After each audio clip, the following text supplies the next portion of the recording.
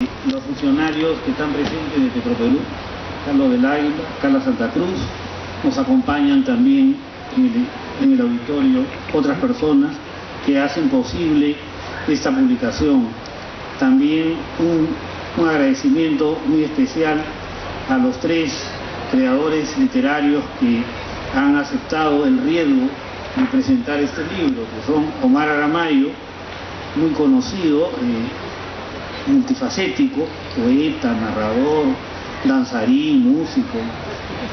y dos jóvenes que están destacando mucho, que son Diego Treyes y Alexis Iparraguirre, que además ha sido un alumno mío en la Universidad Católica, Alexis. Señoras y señores, es para mí, comprenderán ustedes, un motivo grande de alborozo, de regocijo, que Petroperú me encargara de nuevo hace 2 años seguir con esta serie dedicada al cuento peruano, que ha comenzado a aparecer hace 30 años y que ya cuenta con lo que presentamos ahora, con 9 tomos, 2 de ellos volumen doble, ¿no? El de ahora es un volumen doble, y el que dedicamos a los inicios de la narrativa peruana hasta 1919 también fue un volumen doble. A través de esta serie, que nació por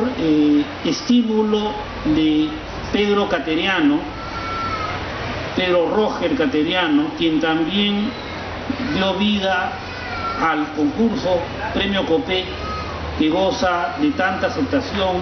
y es sin duda el certamen literario más importante que celebramos en este país, y que también tiene en alguna de sus ediciones alcance internacional. Pedro Cateriano fue el que me solicitó, al ver la acogida que tenía el concurso Copé, tomar un poco el pulso a lo que había ocurrido con la narrativa peruana antes del Copé. El Copé se creó en el 79, por eso comenzó hacia atrás, curioso, ¿no? Fui sacando los años 70, fui retrocediendo, y cuando completamos la visión hacia atrás, Pedro Cateriano me dijo: mira, ya han pasado varios años, mientras hacía el trabajo, ahora haz los años 80, haz los años 90, y ha ido, digamos, en la medida que he contado siempre con el apoyo de Petróleo del Perú, ha sido posible ese trabajo tan amplio, un registro que quiere ser lo más abarcador posible, guardando un criterio obvio de calidad. Pero si ustedes ven el índice que hay al final, se van a dar cuenta de la diversidad de autores que han ido apareciendo a lo largo de todos estos tomos. Incluso en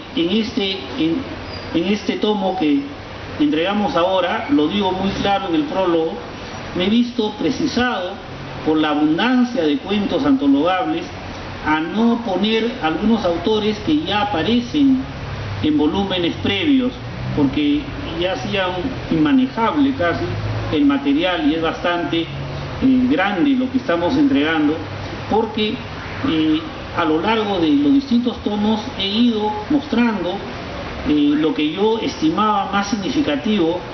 que iba apareciendo en cada uno de los lapsos correspondientes al tomo. Un criterio que yo he establecido y que con muy pocas excepciones no lo cumplo, y lo señalo cuando no lo cumplo, es el de exigir que el autor seleccionado, la autora seleccionada, tenga por lo menos un libro de cuentos publicado, ¿no? Porque a veces hay cuentos muy buenos, aislados, en varias colecciones, y el problema es cómo poder incluir eso en el mismo rango de seguridad que da la labor continua de la narración. Entonces, muy pocos cuentos he incluido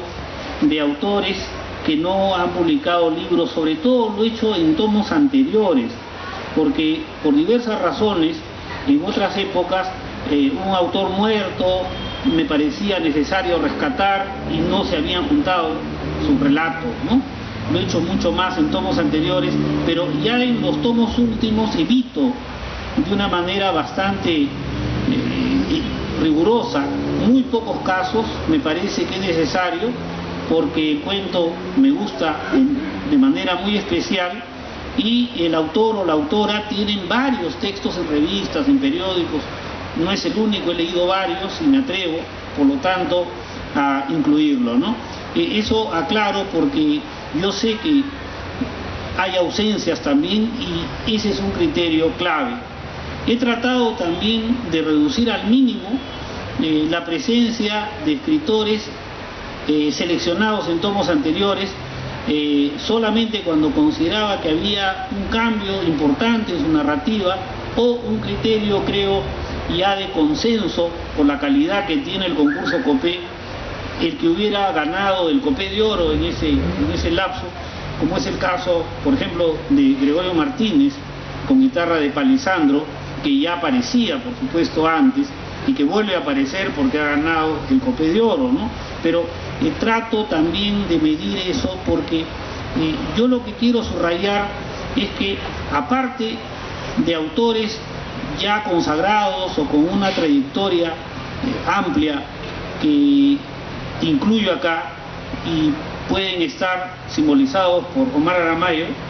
¿no? He preferido, y lo van a notar, dar cabida sobre todo a narradores peruanos que han nacido, la mayoría, a fines de los 60,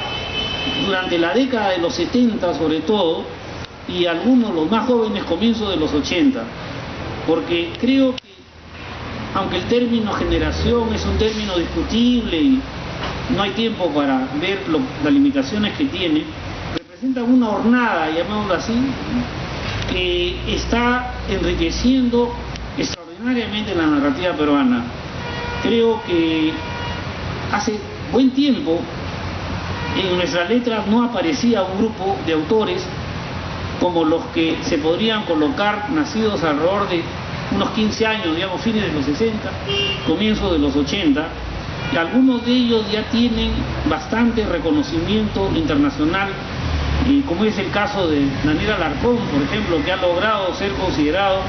incluso uno de los mejores escritores jóvenes norteamericanos, porque tiene la doble confluencia peruano-norteamericano. O el caso de Santiago Roncayolo, que también ha obtenido premios muy importantes, que está considerado por la revista Granta, lo mismo que Carlos Yuchinito, entre los más jóvenes, personas que están alcanzando un reconocimiento consensual entre lo mejor de la narrativa de lengua española de los últimos 15, 20 años. El caso también de Diego Treyes, que nos ha dado el gusto de quedar finalista hace poco del premio Rómulo Gallegos. Yo creo que hasta pudo ganar, ¿no? En mi opinión, ese premio. Y bueno, antes de eso ganó un importante premio en España. Entonces es una, digamos, es una promoción muy importante, y yo creo que la crítica literaria nuestra debe arriesgarse. Para mí siempre fue un ejemplo cuando era estudiante. El ejemplo peruano que me ha servido es el gran crítico Alberto Escobar, porque cuando Escobar antologaba poetas, llegaba hasta gente de 20 años, 21 años, se la jugaba. Cuando antologaba narrativa llegaba también, o sea, cuando él antologó a gente como Antonio Cisneros, tenían 20 años, 21 años. Cuando termina la narración en Perú con Vargas Llosa es un muchacho de 23 años que ha publicado el libro Los Jefes. Entonces, hay que correr el riesgo, hay que ayudar a ir orientando la lectura, y yo creo que a veces es muy cómodo quedarse en los autores ya enormemente trabajados, repetir. Yo creo que hay que arriesgarse, y eso es lo que hago en estos últimos tomos, mostrando una lectura de una producción realmente significativa. Yo creo que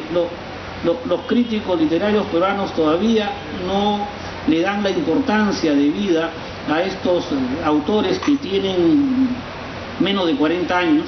y que están realmente haciendo una labor muy importante en la narrativa peruana, con una diversidad de tendencias. En eso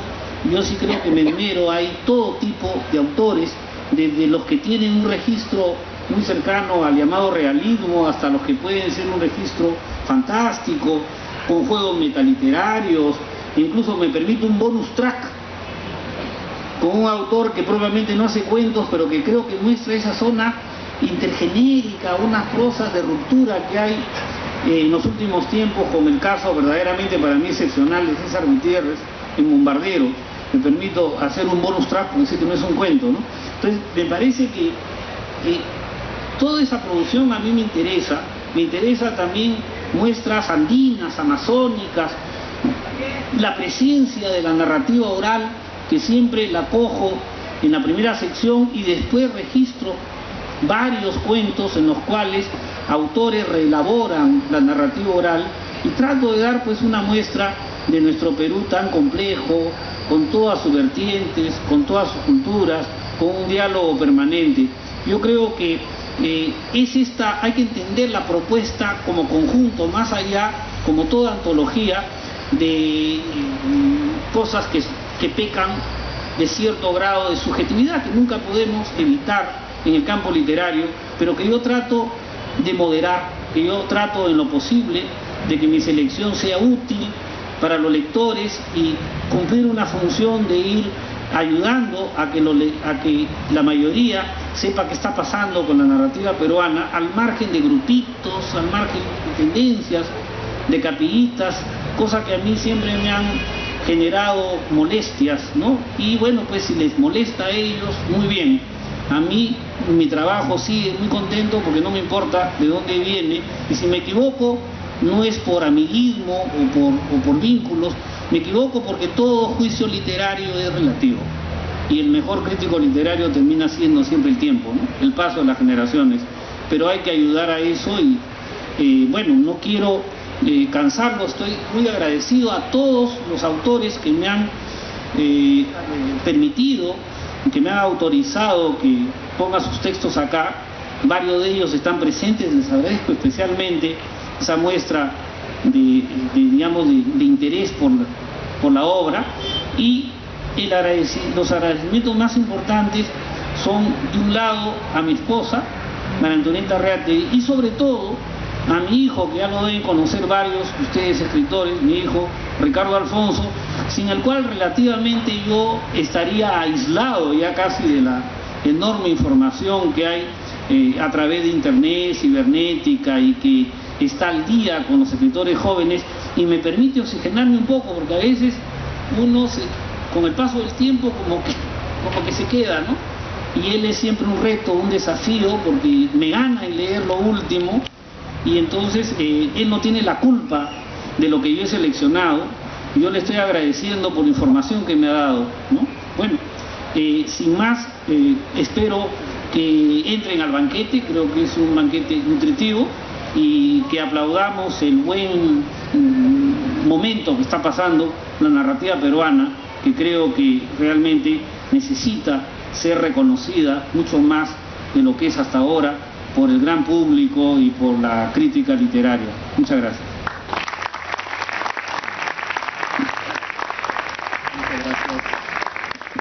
Muchas gracias, Ricardo.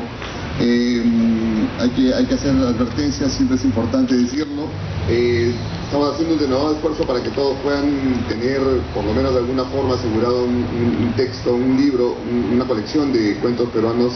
el día de hoy. Tenemos, al final,